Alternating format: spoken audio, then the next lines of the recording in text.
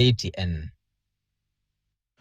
Aliyekuwa waziri wa usalama wa ndani Daktari Fred Matiang'i sasa amesema kwamba yu tayari kumuunga mkono yeyote atakayeteuliwa na muungano wa upinzani kupeperusha bendera hiyo katika juhudi za kumng'atua mamlakani Rais William Ruto. Akizungumza na mwanahabari wetu Haman Kamariki, Matiang'i hata hivyo amesema kwamba kunafaa kuwa na mazungumzo kuhusu namna ya kubadilisha Kenya na si tu kumuondoa Rais William Ruto mamlakani.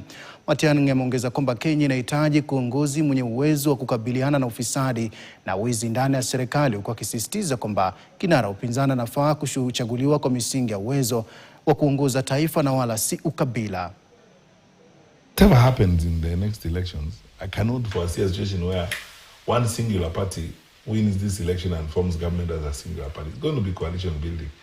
And what is important in coalition building, first and foremost, is principle. The framework upon which you come together, what you agree to govern on, and so on and so forth.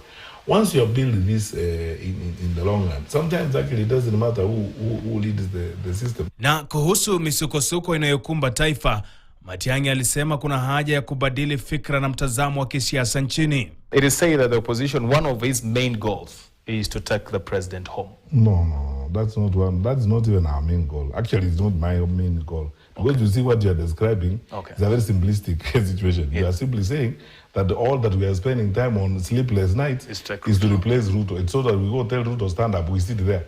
We continue looting the country and mismanaging it the way he's doing it. That is not the way. What is the goal?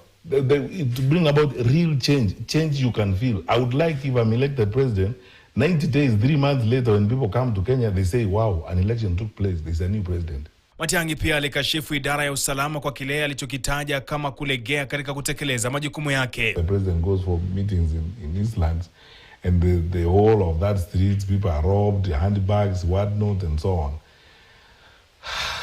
We can do better than that. I don't want to lose my cool because it's very annoying. For a country of our size, and 63 years after independence, I know the resources we have in the security. I know.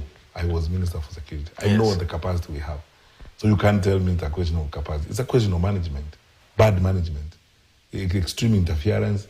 And actually, we are seeing an unprecedented case of ethnicization of the security command. It has never happened. I cannot remember a time when you would go, for example, out of 19 commands in Nairobi, 15 of them are in the hands of officers from one region. What are you doing? Those officers that I know, many of them I meet every day, we call each other. I know so many of the officers I worked with, even in the provincial administration. When I ask who's so-and-so, then I hear it's an officer that I personally would not promote. It's the one in charge of a region, and so on. Like some cases which I see, the other day I met some very senior colleagues in the provincial administration, people I served with. And then I was asking them, with the changes of who's the regional police or whatever, who's the regional commissioner? Someone said, oh, by the way, do you imagine it so and so? Then everybody rolls their eyes and keeps quiet. That is where it begins to go wrong. Haman Kamariki, KTN. Na mtazamaji, kwa taarifa hiyo utaruhusu nipata angalau tama la maji, nikirejeleani taarifa zaidi, usiende mbali.